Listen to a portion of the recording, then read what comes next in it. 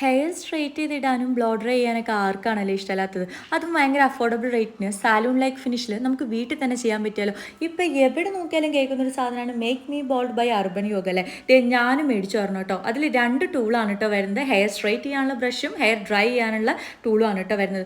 വളരെ സിമ്പിളായിട്ട് അത് അറ്റാച്ച് ചെയ്തെടുക്കാം. ഇത് നമുക്ക് 5 മോഡ് വരുന്നുണ്ട്. നമുക്ക് ഇഷ്ടമുള്ള മോഡലാക്കി ആദ്യം ഹെയർ നന്നായിട്ട് ഡ്രൈ ചെയ്തെടുക്കുക. ഒരു 85-70% നമ്മൾ ഹെയർ ഡ്രൈ ചെയ്യാൻ പാടുള്ളൂ കേട്ടോ. അത് കഴിഞ്ഞ് സിമ്പിളായിട്ട് നമുക്ക് ആ ടൂൾ റിമൂവ് ചെയ്തെടുക്കാൻ പറ്റും കേട്ടോ.